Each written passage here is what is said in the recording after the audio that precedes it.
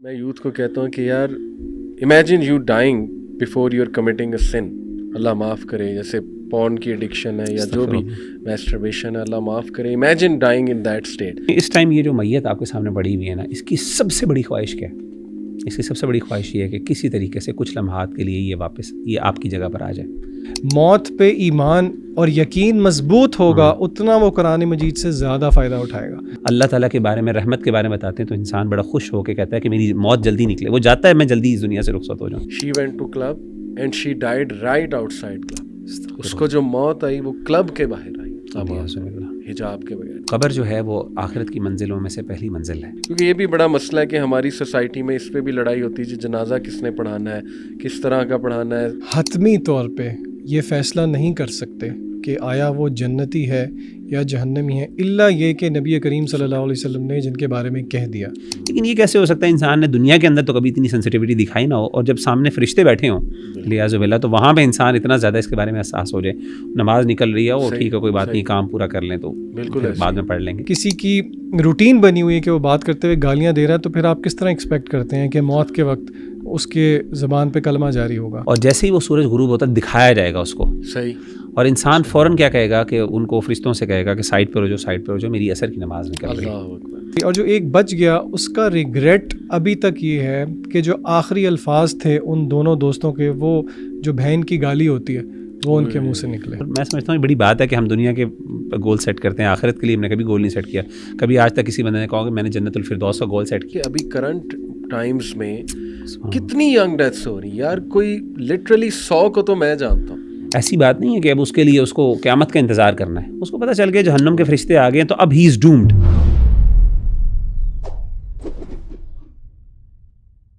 اچھا brothers, death is a topic جس پہ بہت سے لوگ ایک تو بات کرنا اوائڈ کرتے ہیں, اور بہت سے لوگ جو ہے نا اس کو سننا پسند نہیں کرتے ہیں.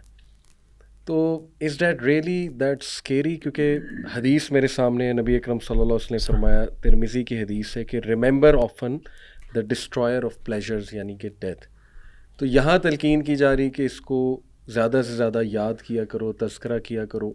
لیکن آپ دیکھ لیں کہ یوزلی اس پہ کتنے ہمیں پوڈ کاسٹ یا کتنا مٹیریل ہمیں ملے گا, تو نہ ہونے کے برابر ہے. تو ایسا کیا ہے اس ٹاپک میں؟ What do you think, is that really very scary?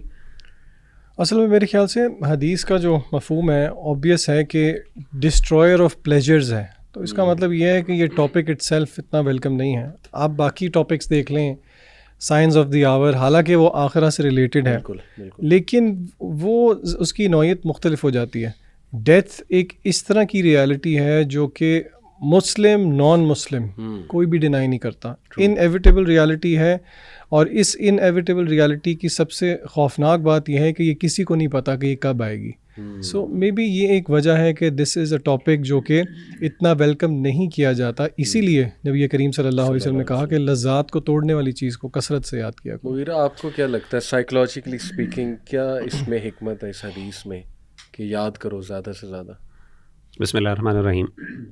اچھا, اس میں مجھے لگتا ہے یہ کہ جو بنیادی وجہ جس کی وجہ سے لوگوں کو خوف آتا ہے نا موت کا, بنیادی طور پہ 2 چیزیں ہیں, بلکہ 3 چیزیں کر لیں. ایک تو چیز جو سب سے زیادہ جس سے ڈر آتا ہے وہ یہ ہے کہ انسرٹنٹی اباؤٹ دا فیوچر, کہ موت کے بعد میرے ساتھ کیا ہوگا. ٹھیک ہے نا, یہ ایک انسرٹنٹی کی ایک بہت بڑی ریزن ہے جس کی وجہ سے لوگوں کو بہت زیادہ ڈر آتا ہے. نمبر 2, ایک موت کی تکلیف کے بارے میں بھی لوگوں کو ہے کہ جی جب جان نکلے گی, اور جیسے کہ احادیث میں بھی پتہ چلتا ہے کہ بہت تکلیف ہوتی ہے انسان کو. اور تیسری چیز یہ ہے کہ اپنے گھر والوں کو چھوڑنا, یہ بھی ایک بہت بڑا کنسرن ہوتا ہے, اسپیشلی جب آپ کے بہت زیادہ اچھے سوشل ریلیشنز ہوں, آپ کی فیملی کے ساتھ آپ کے ٹائز بہت اسٹرانگ ہوں, محبت ہو آپ کو اپنی فیملی سے, بچے ہوں آپ کے اور ماں باپ ہوں, اور خاص طور پہ ایسے بچے جو ابھی ایسی عمر میں ہیں جو ابھی دوسروں پہ, ایسے بچے جو آپ پہ ڈپینڈنٹ ہے فار ایگزامپل. تو میں سمجھتا ہوں کہ یہ 3 بڑی وجہ ہیں جس کی وجہ سے انسان کو موت جو ہے نا وہ بری لگتی ہے. اور میں سمجھتا ہوں کہ جیسے آپ نے بات کی کہ سائیکولوجیکلی اگر آپ دیکھیں احادیث کو اور مسلمانوں کے حوالے سے آگے بھی ہم بات کریں گے, تو یہ تینوں چیزوں کے بارے میں ہمارا دین ہمیں ایشورنس دیتا ہے ایک مسلمان کو, ایٹ لیسٹ ایک مومن کو, کہ آپ کو اس پہ ڈرنے کی ضرورت نہیں ہے, اور اللہ تعالیٰ can take care of these 3 things انشاءاللہ. تو ہم انشاءاللہ اس پہ ڈسکشن مزید بھی کر سکتے ہیں. زبردست. میں آپ کو بتاؤں کہ میرا ایکسپیرینس ہے کہ کچھ بھائی میرے پاس کاؤنسلنگ وغیرہ کے لیے آتے رہتے ہیں, تو میں نے نا یہ اسٹریٹجی لگائی کہ ان کے مسائل سارے سنے, اور بڑے مسائل تھے, ایسا نہیں ہے کہ چھوٹے مسائل تھے, لیکن نا میں نے ویسے ہی ایک تجربہ کیا. میں نے کہا یار کیپنگ دیز ایشوز اسائڈ, ابھی اگر آپ مر جاتے ہیں تو کیا اس سے بڑا کوئی آپ کی زندگی میں حادثہ یا اس سے بڑا کوئی المیہ ہو سکتا ہے؟ تو ایک دم نا میرا چہرہ دیکھنے لگ گئے کہ جیسے میں نے کوئی بہت ہی آؤٹ آف دا باکس بات کر دی. میں نے کہا نہیں, سوچیں تو صحیح. تو ایک تو یہ ٹیکنیک میں بھی لگاتا ہوں جب میں اپنے زندگی کے, ہر ایک کی زندگی میں ایشوز ہوتے ہیں, مسائل کو دیکھتا ہوں, پرابلمس کو دیکھتا ہوں, تو بندہ ڈپریس ہو جاتا ہے, ذرا شیطان بھی حاوی ہونے کی کوشش کرتا ہے کہ جی اس کو زیادہ ڈپریس کیا جائے. لیکن اس مومنٹ پہ میں کیا کرتا ہوں کہ میں یہ سوچتا ہوں کہ یار keeping every thing aside, what if I dye right now. یقین کریں وہ پرابلمس اتنے سے بن جاتی کہ یار یہ تو کچھ بھی نہیں ہے, کچھ بھی نہیں ہے اصل میں. تو میرا خیال سائیکلوجیکلی اسپیکنگ اس کا نا بڑا امپیکٹ ہے کہ آپ ڈیتھ کو جب سوچنے لگ جائیں, سامنے لے آئیں, سوچیں اللہ سے ملاقات ہونی ہے, کیا پریزنٹ کروں گا, سوال ہوگا مجھ سے وغیرہ وغیرہ, تو ایوری تھنگ جو ہے نا وہ میرا خیال سے سائڈ پہ ہو جاتا ہے. تو آپ نے ماشاء اللہ بات کی کہ انسرٹنٹی, کہ میرے ساتھ کیا ہوگا, اور یہ واقعی بہت ایک ڈر ہوتا ہے انسان کو. So what are some of the things جو ہم کر سکتے ہیں کہ we are little bit sure انشاءاللہ کہ ہمارا ایک گڈ اینڈ ہو, because having a good end is very important. تو what are some of the things, آپ کیا کہتے ہیں ذیشان اس پہ؟ اس کے بارے میں وہ دعا بھی ہمیں علماء سکھاتے ہیں نا کہ اللہم انا نسألک حسن الخاتمہ, گڈ اینڈنگ. تو اس کے بارے میں بہت سارے لیکچرز دروس ملتے ہیں. دو باتیں جو میرے اس وقت ذہن میں ہیں وہ میں آپ کے سامنے رکھوں گا کہ ون آف دا تھنگز جو کہ انسان کو حسن خاتمہ دیتی ہیں وہ یہ ہے کہ انسان کی پرائیویسی, انسان کی خلوت جو ہے وہ اللہ تعالیٰ کے ساتھ کیسی ہے. جس کی خلوت اللہ تعالیٰ کے ساتھ اچھی ہوئی, جس کی خلوت میں گناہ نہ ہوئے, تو علماء کہتے ہیں یہ اس بات کی نشانی ہے کہ اللہ تعالیٰ آپ کو حسن خاتمہ دے گا. نمبر 2, ہم سعودیہ گئے تھے عمرہ کرنے کے لیے, تو وہاں پہ آپ کو پتہ ہے سعودیہ کے اندر جب فوتگی ہوتی ہے کسی گھر میں تو وہاں پہ یہ سلسلہ نہیں ہے کہ گھر والے خود کو غسل دیتے ہیں, بلکہ وہ سینٹرز بنے ہوتے ہیں جہاں پہ وہ غسل دیتے ہیں. تو وہاں پہ ہم وزٹ کرنے گئے تو ان سے ہم نے پوچھا, جو یہ 2018 میں جی اکٹھے ہی تھے, تو آپ کو یاد ہوگا ہم نے ان سے پوچھا تھا کہ آپ کا ڈیلی کا یہ روٹین ہے کہ آپ میت کو غسل دیتے ہیں سارا, تو آپ بتائیں کہ گڈ اینڈنگ کے سائنس کیا ہیں. تو مجھے آج بھی یاد ہے کہ انہوں نے 2 باتیں بتائی تھیں, اور وہی میرا دوسرا اور تیسرا پوائنٹ ہوگا. انہوں نے کہا تھا کہ ہم نے دیکھا ہے کہ جو لوگ والدین کے خدمت گزار تھے, بر الوالدین میں آگے تھے, ان کو ہم نے, یعنی کہ وہ ہم نے ان سے پوچھا یہ تھا نا کہ آپ نے کسی کو اسمائل کرتے ہوئے یا بشاشت کرتے ہوئے, تو انہوں نے اس پہ کہا تھا کہ جو جن کے والدین نے بہت تعریف کی کہ یہ بہت زیادہ خدمت گزار تھے. اور دوسرا انہوں نے کہا تھا جو فجر کی نماز کے مسجد میں بہت پابند تھے, یعنی کہ نمازوں کو لے کے.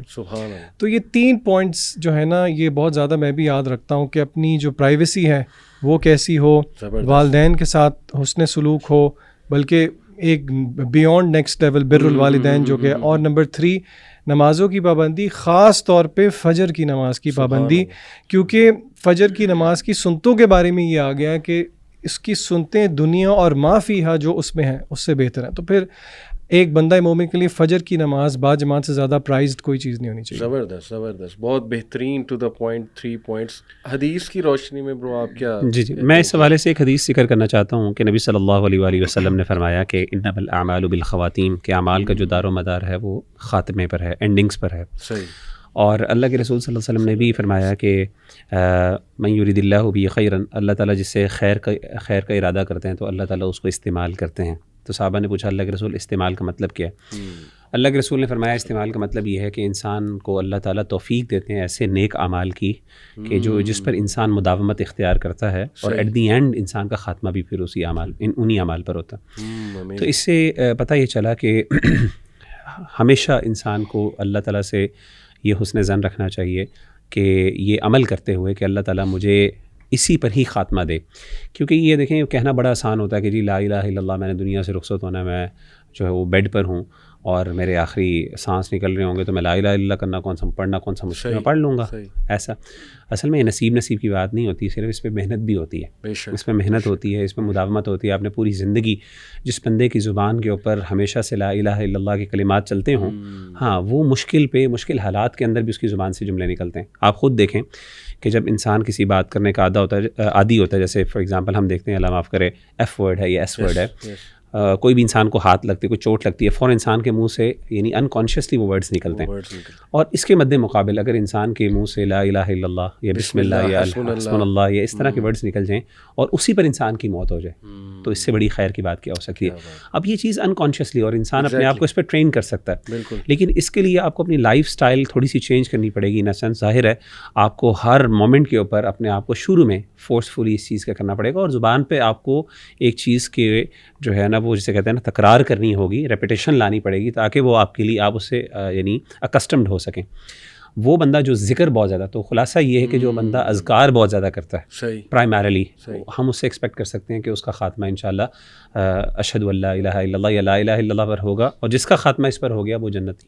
ٹھیک ہے, تو ایک تو یہ چیز میں دوسری چیز میں یہ علی بھائی کہوں گا کہ ایک چیز علماء بہت ذکر کرتے ہیں, وہ یہ کہتے ہیں کہ اللہ کے بارے میں حسن ظن ضرور رکھنا چاہیے. اصل میں جب انسان تکلیف پر ہوتا ہے نا, ایٹ دی اینڈ اکثر کوئی بیماری ہوتی ہے, کوئی پریشانی ہوتی ہے, مثلا اللہ معاف کرے کوئی کینسر ہو گیا, کوئی ایسی مسئلے ہو گئے, تو اس وقت شیطان جو ہے وہ بہت زیادہ فائدہ اٹھاتا ہے.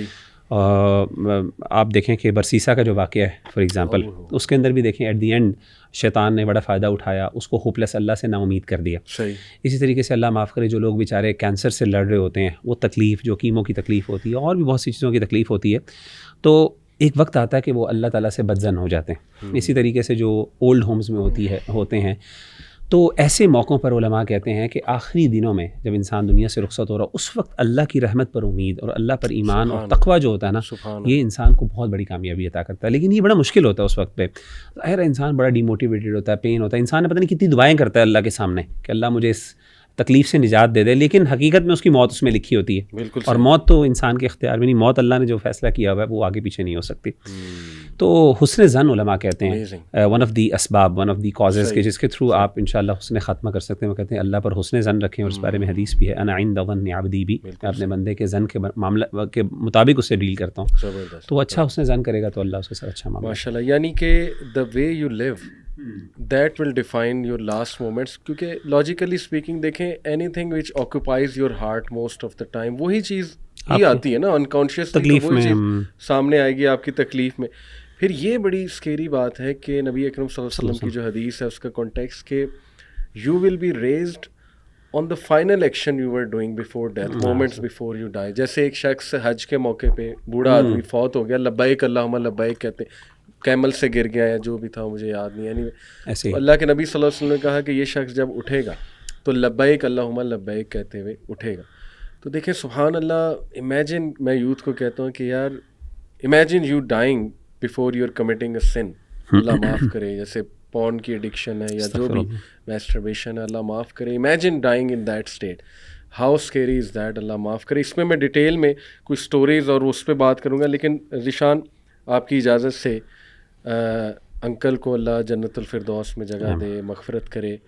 میں کچھ میسیجز انکل کے آپ کے سامنے رکھنا چاہوں گا اور آڈینس کو بتانا چاہوں گا کہ یہ نشانی ہے کہ انشاءاللہ ان کا حسن خاتمہ ہے. اور آخری جو میری ان سے چیٹ ہے انشاءاللہ, سب سے پہلے آڈینس کو بتا دوں کہ ذیشان کے والد محترم ابھی کچھ دن پہلے ہی اللہ کو پیارے ہو گئے. تو انکل کے کچھ میسیجز ہیں میرے پاس. ایک میسیج میں آپ کو سناتا ہوں کہ بیٹا اللہ سبحانہ وتعالیٰ آپ کی وائف کو صحت کاملہ عطا فرمائے.